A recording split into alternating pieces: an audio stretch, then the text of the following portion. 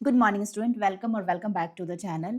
Previous video में हमने data type cover किया था, बट उसमें एक डेटा टाइप हमारा रह गया था, that is void data type, जिसको कि हम एम्प्टी डेटा सेट भी बोलते हैं। और ये आता है हमारे डिराइव डेटा टाइप की कैटेगरी में।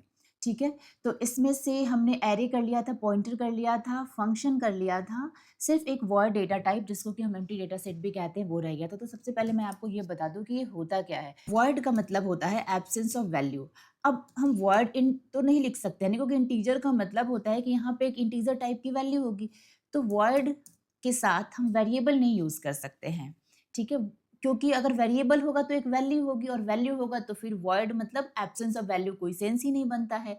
जब भी हम वर्ड यूज करेंगे तो हम दो चीजों के साथ यूज कर सकते हैं, या तो पॉइंटर के साथ या फिर फंक्शन के साथ।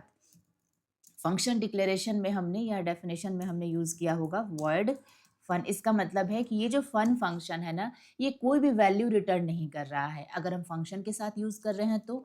और अगर हम पॉइंटर के साथ यूज कर रहे हैं तो ये वर्ड बता रहा है कि ये जो पॉइंटर हमने डिक्लेयर किया है, अभी इस पॉइंटर में किसका एड्रेस रखा जाएगा, उस एड्रेस पे वैल्यू किस टाइप की होगी, ये अभी हमें पता नहीं है। मीन्स ये पॉइंटर किस टाइप का होगा ये अभी यूजर को पता नहीं है, जिसने कोड लिखा है कोडर को पता नहीं है। तो इसीलिए कोडर ने अभी एक जनरलाइज पॉइंटर बना दिया है। और later on in the code जब उसको पता चलेगा कि हाँ पीटीआर में मुझे किसका एड्रेस रखना है, फिर वो उसका एड्रेस रख देगा, तो पीटीआर का टाइप वो टाइप बन जाएगा। फॉर एग्जाम्पल अभी मुझे पता नहीं है कि मैं पीटीआर में किसका एड्रेस रखूंगी, तो अभी ये पॉइंटर वाइड टाइप का है, ये किसी भी टाइप की वैल्यू को पॉइंट कर सकता है।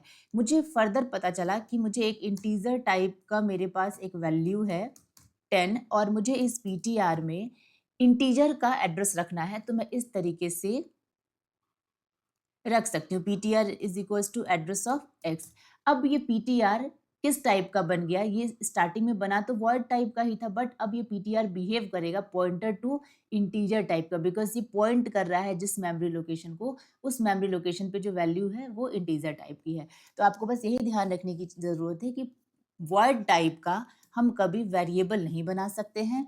वर्ड टाइप का हम सिर्फ दो ही चीजें बनाएंगे, इधर तो पॉइंटर या फिर फंक्शन में एज ए रिटर्न टाइप हम वर्ड को यूज कर सकते हैं।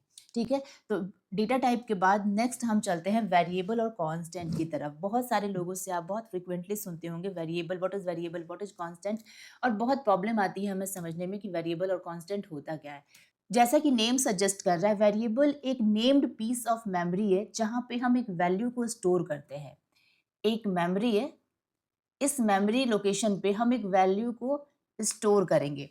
ठीक है, और इसको जब भी हमें जरूरत होगी इस नेम की हेल्प से हम इस वैल्यू को एक्सेस कर सकते हैं। और ये अलाउ करता है, वेरिएबल हमें अलाउ करता है कि इसके मेमोरी लोकेशन पे जो वैल्यू पड़ी है उसको हम चेंज भी कर सकते हैं। फॉर एग्जाम्पल मैंने बनाया एक int x is equals to 10, तो यहाँ x क्या है, एक मेमोरी लोकेशन का नेम है जहाँ पे 10 वैल्यू रखी हुई है। अब मुझे इसको एक्सेस करना है, तो मैं printf फंक्शन यूज करके x की वैल्यू एक्सेस कर सकती हूँ। इस तरीके से x एक्सेस कर लिया, सेव किया, रन किया, तो मुझे x की वैल्यू 10 मिल जाएगी। अब फर्दर मैंने x की वैल्यू को 100 कर दी। अब मैं x की वैल्यू अगर प्रिंट करना चाहूँ तो मुझे x की वैल्यू क्या मिलेगी, 100 मिलेगी।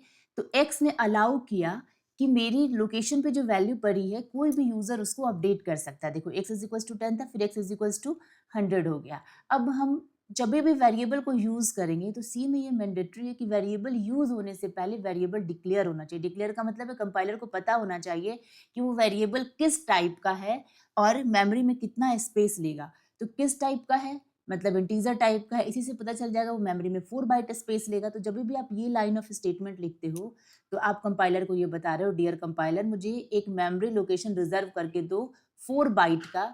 4 बाइट का क्यों, बिकॉज इंटीजर 4 बाइट का होता है। उस मेमोरी लोकेशन का नेम x रख दो और उस मेमोरी लोकेशन पे वैल्यू 10 रख दो। ये तीन चीजें आपने कंपाइलर को बताई, इसी को हम बोलते हैं डिक्लेरेशन और डेफिनेशन भी। तो जब भी हम x को यूज करेंगे, इधर हमने यहाँ यूज किया और यहाँ यूज किया, इससे पहले x हमारा डिक्लेयर और डिफाइन होना चाहिए। आप एक साथ मल्टीपल वेरिएबल भी डिक्लेयर कर सकते हो। मैंने y लिख दिया, z लिख दिया, k लिख दिया, k is equals to 20 value डाल दिया। आप इस तरीके से भी डिक्लेयर कर सकते हो एक ही लाइन में मल्टीपल वेरिएबल्स को। अब इसके साथ एक और टर्म आता है दैट इज कांस्टेंट। कांस्टेंट का मतलब होता है वो मेमोरी लोकेशन जिसकी वैल्यू को हम एक बार इनिशियलाइज करने के बाद नहीं चेंज कर सकते हैं। फॉर एग्जांपल इसको डिक्लेयर कैसे करते हैं पहले देख लेते हैं। कॉन्स्ट कीवर्ड से ये डिक्लेयर होता है और उसके बाद मैं लिखूंगी कॉन्स्ट इंट, अगर मैंने लिख दिया c इज इक्वल्स टू 25। तो अब हमने कंपाइलर को ये मैसेज दिया, डियर कंपाइलर एक 4 बाइट का मेमोरी स्पेस बनाओ, रिजर्व करो, उसका नेम सी रखोगे उस मेमोरी लोकेशन का और वहां पे वैल्यू 25 रहेगी।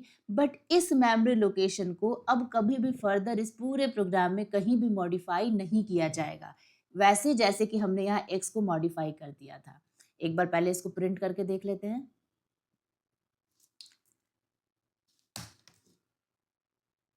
c is equals to c, save किया, रन किया।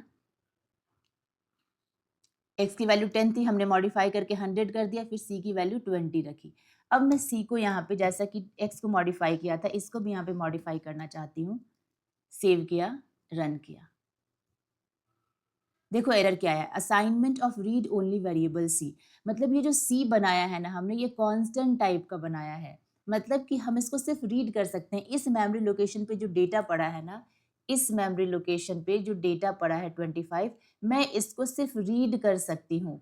इसका मॉडिफिकेशन अलाउड नहीं है। हम मॉडिफाई इसको किसी भी स्टेज पे नहीं कर सकते, जबकि एक्स के केस में ऐसा नहीं था। एक्स को हमने यहाँ पे रीड भी किया था और एक्स को हमने यहाँ पे मॉडिफाई करके दोबारा रीड भी किया। बट जब हमने सी को कांस्टेंट बना दिया है तो हम बस इसको रीड कर सकते हैं, चाहे जितने भी टाइम हमको रीड करना पड़े हम रीड कर सकते हैं, बट हम इसको मॉडिफाई नहीं कर सकते हैं। इसीलिए दिया गया सो दैट इस कांस्टेंट आप उन्हीं वैल्यूज को बनाओ, उसी मेमोरी लोकेशन को आप कांस्टेंट करो जिनको आप चाहते हो कि फ्यूचर में उस मेमोरी लोकेशन की वैल्यू मॉडिफाई नहीं की जाए। तो उन मेमोरी लोकेशंस को आप कांस्टेंट बना सकते हो। Moving to the next topic, अब आते हैं हम इनपुट एंड आउटपुट की तरफ। तो मैं इसको यहाँ से इरेज करती हूँ। अब देखो सी में क्या है ना, आपके पास इनपुट और आउटपुट लेने के बहुत सारे तरीके हैं। मल्टीपल वेज से आप सी में इनपुट आउटपुट ले सकते हो।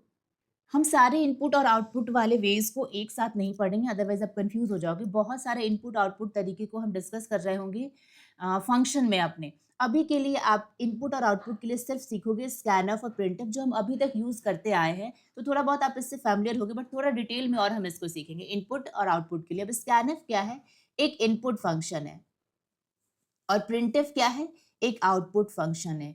आप यूजर से जितने भी इनपुट्स गेट करना चाहते हो, रिसीव करना चाहते हो, उन सब के लिए आपको यूज करना होगा स्कैनफ। और कंसोल पे अगर आप कुछ प्रिंट करना चाहते हो तो उसके लिए आपको यूज करना पड़ेगा printf. Most commonly used function C में यही दोनों होते हैं, स्कैनफ और प्रिंटफ। और ये सारे मिलेंगे आपको stdio.h में। इनके जो डिक्लेरेशंस है ना दोनों फंक्शंस की, वो रखे हुए हैं stdio.h में। तो इट इज रिकमेंडेड जब भी आपको स्कैनफ और प्रिंटफ यूज करना हो तो आप टॉप पे सबसे पहले stdio.h को इंक्लूड कर लो। प्रिंटफ का मतलब होता है प्रिंट इन फॉर्मेट। इसमें एक प्रॉपर फॉर्मेट में आप डेटा को प्रिंट करते हो with the help of format specifier. और स्कैनफ का मतलब होता है स्कैन इन फॉर्मेट। जिस फॉर्मेट में आप डेटा चाहते हो उसी फॉर्मेट में आप कीबोर्ड से डेटा को स्कैन कर सकते हो। ये रहा इसका सिंटेक्स। तो सबसे पहले हम स्कैनफ देख लेते हैं, फिर प्रिंटफ देखेंगे। तो सबसे पहले मैं यहाँ पे एक वेरिएबल बनाती हूँ इंट एक्स। अब इस लोकेशन पे मुझे डेटा स्कैन करना है। कैसे स्कैन करना है? स्कैन करना है फॉर्मेट में। तो उसके लिए हमारे पास सिंटेक्स होता है, जिस फॉर्मेट में आप कीबोर्ड से डेटा को स्कैन करना चाहते हो वो फॉर्मेट आपको यहाँ पे मेंशन करना होगा। So I have written %d। %d का मतलब होता है इंटीजर फॉर्मेट। ठीक है, तो जब भी आप चाहते हो अगर कि x में वैल्यू इंटीजर फॉर्मेट में आए, इंटीजर में ही वैल्यू आएगी क्योंकि आपने इसका डेटा टाइप इंटीजर लिखा था, तो यहाँ क्या लिखोगे? %d। अब ये जो वैल्यू है वो कहाँ रखी जाएगी? जो भी वैल्यू आप स्कैन करोगे वो कहाँ रखोगे? x के एड्रेस पे रखोगे। तो कॉमा देने के बाद आपको मेंशन करना होगा m%x। इट मीन्स आप वैल्यू x के एड्रेस पे रख रहे हो। And then semicolon. सेव किया, रन किया। देखो आउटपुट विंडो पे एक जगह कर्सर ब्लिंक कर रहा है। कर्सर ब्लिंक करने का मतलब होता है दैट आपको यहाँ कंपाइलर आपसे यहाँ पे एक वैल्यू डिमांड कर रहा है। किस टाइप की वैल्यू होगी? वो इंटीजर टाइप की वैल्यू होगी। और जैसे ही आप यहाँ पे एक वैल्यू इंसर्ट करोगे वो जाकर कहाँ स्टोर हो जाएगा, एक्स के एड्रेस पे। तो मैंने यहाँ पे 10 दे दिया। अब यहाँ पे हमने कुछ भी लिखा नहीं था ना, प्रिंट नहीं किया था, इसलिए आपको कुछ भी आउटपुट नहीं दिख रहा है। अब अगर मुझे ये एक्स की वैल्यू प्रिंट करनी है तो मैं फिर से डबल कोट में लिखूंगी %d, कैसी वैल्यू चाहिए उस फॉर्मेट में, और किसकी वैल्यू चाहिए, एक्स की वैल्यू चाहिए। तो जिस वक्त मैं वैल्यू रखूंगी एक्स में तो उस वक्त मुझे एड्रेस की नीड होगी, लेकिन जब मैं प्रिंट कर रही हूँ तो सिर्फ मैं मेमोरी लोकेशन का नेम को यूज करके प्रिंट कर सकती हूँ। ये दोनों में डिफरेंस होता है, रखने के लिए एड्रेस चाहिए बट प्रिंट करने के लिए सिर्फ लोकेशन का नेम चाहिए। यहाँ पे मैं एक लाइन चेंज कर देती हूँ /n, इससे क्या होगा कि नेक्स्ट लाइन में आपका वैल्यू प्रिंट हो जाएगा। 10 एंटर, 10 प्रिंट हो गया। अब देखो यहाँ पे क्या होता है, एक ब्लैक विंडो पे कर्सर ब्लिंक कर रहा था, आप चाहते हो कि एक मैसेज डिस्प्ले कर दे, यूजर को समझ में नहीं आ रहा होगा ना ब्लैक विंडो पे करना क्या है, तो उसके लिए मैं यहाँ पे एक यूजर डिफाइंड स्टेटमेंट प्रिंट कर देती हूँ, enter a value of x, ठीक है ना। और इसके बाद मैंने लाइन चेंज कर दिया तो कर्सर लाइन चेंज करके ब्लिंक होगा। तो अब सबसे पहले क्या होगा, ये लाइन प्रिंट हो जाएगी, इससे यूजर को पता चलेगा कि आपको एक वैल्यू देनी है एक्स में। फिर यूजर जो भी वैल्यू देगा वो कहाँ रखी जाएगी, एक्स में रखी जाएगी, और फिर नेक्स्ट लाइन पे एक्स से वो वैल्यू आप प्रिंट कर रहे हो। तो आप ध्यान देना, जब वैल्यू हम स्कैन कर रहे हैं तभी भी हमने फॉर्मेट स्पेसिफायर का यूज किया, जब वैल्यू हम प्रिंट कर रहे हैं तब भी हमने फॉर्मेट स्पेसिफायर का यूज किया है, और ये दोनों फॉर्मेट स्पेसिफायर सेम है। और ये किस टाइप के हैं, जिस टाइप का ये मेमोरी लोकेशन है, इंटीजर टाइप का। इंटीजर के लिए हम %d फॉर्मेट स्पेसिफायर यूज करते हैं। रन करते हैं, देखते हैं क्या डिफरेंस आया है। Enter a value of x, और चूंकि मैंने यहाँ पे लाइन चेंज कर दिया था तो इसके बाद /n एनकाउंटर हुआ तो कर्सर नेक्स्ट लाइन पे ब्लिंक कर रहा है। अब मैं यहाँ पे 10 एंटर करूंगी, ये 10 जैसे ही मैं एंटर हिट करूंगी एक्स के मेमोरी लोकेशन पे जाके स्टोर हो जाएगा और 10 वैल्यू आपको प्रिंट हो गई। तो जब भी आपको स्कैन करना हो कोई डेटा, ऐसे आप printf के थ्रू भी मैसेज दे सकते हो। अब देखो यहाँ पे जब 10 प्रिंट हो रहा था ना तो मुझे समझ नहीं आती है किसकी वैल्यू है, तो मैं चाहती हूँ या लिखूँ या मेंशन करूँ कि ये एक्स की वैल्यू है। मीन्स इस वैल्यू के साथ मैं कुछ और भी स्टेटमेंट लिखना चाहती हूँ। तो मुझे जो भी स्टेटमेंट लिखना है ना, मुझे जिस लोकेशन पे जिस तरीके से लिखना है मैं उसी तरीके से लिख दूंगी, और जिस जगह पे मुझे एक्स की वैल्यू प्रिंट करनी है ना उस जगह पे मैं %d लिख दूंगी। तो जहाँ पे %d लिखा जाएगा ना वहाँ पे एक स्पेस रिजर्व करके एक्स की वैल्यू प्रिंट कर दी जाएगी, और बाकी सारा यूजर डिफाइंड स्टेटमेंट मैंने जिस तरीके से लिखा होगा उसी तरीके से प्रिंट हो जाएगा। For example, value of x is equals to, अब क्या प्रिंट होगा, value of x is equals to, और इक्वल्स टू के बाद %d लिखा हुआ है तो %d की जगह पे क्या प्रिंट हो जाएगा, एक्स की वैल्यू प्रिंट हो जाएगी। रन करते हैं, 10 दिया मैंने, value of x is equals to 10, तो 10 कहाँ प्रिंट हुआ है, बिल्कुल उसी जगह पे प्रिंट होगा जिस जगह पे मैंने %d लिखा होगा। अब एक और वेरिएबल बना के ये सेम काम हम कर लेते हैं तो चीजें और क्लियर हो जाएंगी। y, यहाँ पे मैसेज दे देते हैं, enter value of x and y respectively. इससे क्या होगा कि x की वैल्यू x में और y की वैल्यू y में ही यूजर देगा, वैल्यू चेंज नहीं होगा। जिस तरीके से आप वैल्यू दोगे उसी तरीके से वैल्यू रीड की जाएगी, %d और m%y। अब मैसेज का बस इतना ही मतलब है कि मैं यूजर को ये बताना चाह रही हूँ कि x आपको पहले देना है, y आपको बाद में देना है, क्योंकि हमने यहाँ पे x पहले लिखा है, y बाद में लिखा है। अगर यूजर पहले y की वैल्यू दे देगा तो x के एड्रेस पे y स्टोर हो जाएगा और y के एड्रेस पे x स्टोर हो जाएगा, बिकॉज ये जिस ऑर्डर में यहाँ पे लिखा है ना वैल्यूज उसी ऑर्डर में यूजर से लेकर रखा जाएगा, स्टोर किया जाएगा। तो यूजर्स वैल्यू देते समय कंफ्यूज ना हो कि पहले कौन सी वैल्यू दूं, तो इसीलिए हमने यहाँ पे ये मैसेज डिस्प्ले कर दिया है। क्योंकि स्कैन, जब भी स्कैनर फंक्शन कीबोर्ड से वैल्यू स्कैन करता है तो जिस ऑर्डर में हमने यहाँ वेरिएबल नेम लिखा है उसी ऑर्डर में वैल्यू स्कैन करके रखता है।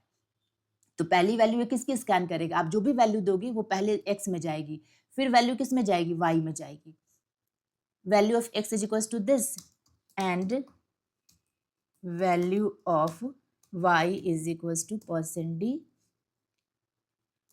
X y. अब यहाँ पे भी सेम वैसे ही वर्क करता है, जिस ऑर्डर में आप %d लिखोगे और कॉमा के बाद जिस ऑर्डर में आपने वेरिएबल नेम लिखा होगा उसी ऑर्डर में वैल्यू यहाँ पे प्रिंट हो जाएगी। सबसे पहले %d पे कॉमा के बाद की पहली वैल्यू प्रिंट होगी, उसके बाद दूसरे %d पे कॉमा के बाद की दूसरी वैल्यू प्रिंट होगी एंड ये प्रोसेस सो ऑन चलता रहेगा। चाहे जितने भी आप फॉर्मेट स्पेसिफायर यूज कर लो, चाहे जितने भी आप वेरिएबल्स यूज करो, सेम ऑर्डर में ही वो फिल किए जाएंगे। रन करते हैं। तो सबसे पहले मैंने दिया 5, उसके बाद मैंने दिया 3। तो 5 कहाँ जाएगा? x में जाएगा और 3 कहाँ जाएगा? y में जाएगा। इसलिए नहीं क्योंकि मैंने यहाँ x और y लिखा है, बल्कि इसलिए क्योंकि स्कैनफ फंक्शन में मैंने पहले एड्रेस ऑफ x पे वैल्यू रखी है और दूसरी एड्रेस ऑफ y पे वैल्यू रखी है। Value of x is equal to 5 and value of y is equal to 3। अब देखो बिल्कुल सेम ऑर्डर में वैल्यू आया, जैसे हमने यहाँ लिखा था value of x is equal to value of x is equal to, जहाँ मुझे x की वैल्यू प्रिंट करनी थी वहाँ मैंने %d लिख दिया और फिर बाकी के स्टेटमेंट लिख दिए and value of y is equal to and value of y is equal to, जहाँ पे मुझे फिर से y की वैल्यू प्रिंट करनी थी वहाँ मैंने %d लिख दिया और लास्ट में जब मेरा पूरा स्टेटमेंट फिनिश हो गया तब मैंने डबल कोट क्लोज करके कॉमा लगाया और सारे वेरिएबल्स जिस ऑर्डर में मुझे वैल्यू प्लेस करनी थी उसी ऑर्डर में मैंने वेरिएबल का नेम लिख दिया। इसीलिए इसको बोलते हैं प्लेस होल्डर भी, फॉर्मेट स्पेसिफायर को, क्योंकि इसने x के लिए यहाँ पे प्लेस होल्ड करके रखा है, इसने y के लिए यहाँ पे प्लेस होल्ड करके रखा है। ठीक है, आई थिंक आपको इनपुट और आउटपुट समझ में आ गया होगा। स्कैनफ यूज करके आप इंटीजर, कैरेक्टर, फ्लोट सब कुछ स्कैन कर सकते हो। हम स्ट्रिंग भी स्कैन कर सकते हैं। कैसे? मैंने एक स्ट्रिंग बनाया, स्ट्रिंग का मतलब होता है कलेक्शन ऑफ कैरेक्टर या फिर array of character. Char string, मैंने यहाँ पे 20 साइज का स्ट्रिंग बना लिया और यहाँ पे यूजर से मैं एक मैसेज प्रिंट कर रही हूँ, enter a string.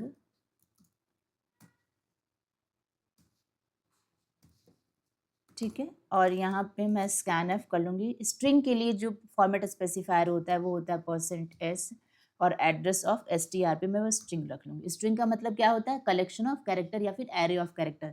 Single a या सिंगल b लिख रही हूँ मैं तो ये क्या बन गया? कैरेक्टर बन गया। बट जैसे मैंने लिखा एप्पल, जैसे मैंने लिखा ये एंटर ए स्ट्रिंग, तो ये क्या बना? एक स्ट्रिंग बना। अब मैं यहाँ पे स्कैन करने के बाद प्रिंट कर लूँगी उस स्ट्रिंग को, printf entered string is equals to %s और str। ठीक है, सेव किया, रन किया। तो मैं स्ट्रिंग में एप्पल लिखती हूँ सबसे पहले, entered string is equals to apple, done. उसके बाद फिर से मैंने इसको रन किया, मैं लिखती हूँ हग योर बग, फिर एंटर किया। अब आप ध्यान से देखो यहाँ पे क्या हुआ, जब आपने एप्पल लिखा तो एप्पल प्रिंट हो गया, बट जब मैंने हग योर बग लिखा तो यहाँ पे सिर्फ हग प्रिंट हुआ, ना ही ये स्पेस प्रिंट हुआ, ना योर, ना स्पेस, ना बग, कुछ भी प्रिंट नहीं हुआ। ऐसा क्यों हुआ? अब देखो स्कैनफ में एक लिमिटेशन है, वो ये कि स्कैनफ कंसोल से तब तक ही कैरेक्टर्स को रीड करेगा जब तक कि उसको कोई भी स्पेस या न्यू लाइन मतलब एंटर नहीं मिलता है। जैसे ही उसको कोई भी स्पेस या न्यू लाइन कैरेक्टर मिलेगा, कंपाइलर वहां से रीड करना बंद कर देगा।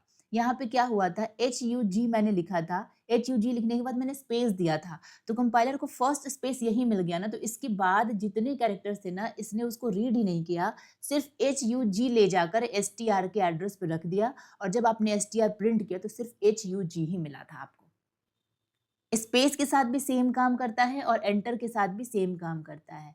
जब मैंने एप्पल लिखा था तो ऐसी प्रॉब्लम नहीं आई थी, क्योंकि एप्पल में ई के बाद मैंने एंटर हिट किया था, तो ई तक का कैरेक्टर उसने एसटीआर में स्टोर कर लिया था। तो अब आपको इस बात का ध्यान रखना है कि एसटीआर में जब भी आप स्ट्रिंग में जब भी आप वैल्यू स्टोर करोगे तो वो सिंगल वर्ड ही होना चाहिए। फिर से रन करते हैं। अब मैं इस हग योर बग को विदाउट स्पेस लिखूंगी, HUG your BUG hug your bug. देखो विदाउट स्पेस लिखा मैंने तो इसने ले लिया। अब हग योर के बाद स्पेस दे के दिखाती हूँ, HUG हग योर, और उसके बाद मैंने स्पेस दे दिया। तो स्पेस देने के बाद इसको रीड ही नहीं करना था, स्पेस नहीं सॉरी एंटर हिट कर दिया, तो इसके बाद उसको रीड ही नहीं करना था, तो उसने HUG योर को ही STR में स्टोर किया, बाकी सब वैल्यू को रीड ही नहीं किया। जब रीड ही नहीं किया तो मेमोरी लोकेशन पे वो रखेगा क्या, और जब रखा ही नहीं तो जब आप STR की वैल्यू प्रिंट करोगे तो आप प्रिंट क्या करोगे। आई थिंक आपको ये समझ में आ गया होगा। ऐसे सिचुएशन को हैंडल करने के लिए हमारे पास दो फंक्शन होते हैं, गेट एस और put S. Enter S string कर लिया मैंने। अब मैं यहाँ पे ये मैसेज रिमूव कर देती हूँ और मैं यहाँ पे लिखती हूँ गेट एस str में, गेट s का मतलब होता है गेट स्ट्रिंग, और फिर printf में मैसेज डिस्प्ले करती हूँ entered string,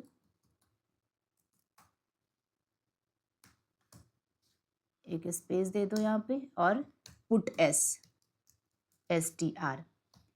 तो स्कैनफ में आप क्या कर रहे थे, सिर्फ एक वर्ड रख रहे थे, एक वर्ड से ज्यादा आप नहीं स्टोर कर सकते थे। बट अगर आपको एक सेंटेंस स्टोर करना है, सेंटेंस तो तभी बनेगा ना जब आप दो वर्ड के बीच में स्पेस दोगे, और वो तो स्कैनफ से आप गेट कर नहीं सकते हो, तो वो गेट करेंगे हम गेट एस से। तो हमने यहाँ पे गेट एस से स्ट्रिंग को गेट कर लिया। जो भी आप स्ट्रिंग लिखोगे, जैसा लिखोगे स्पेस के साथ, वो सब यहाँ पे str में रखा जाएगा। और पुट एस क्या करेगा, जो भी str के लोकेशन पे आपने डेटा रखा है, यहाँ पे कंसोल पे आउटपुट विंडो पे प्रिंट कर देगा। पुट एस का काम है, ये करेगा गेट और ये करेगा प्रिंट।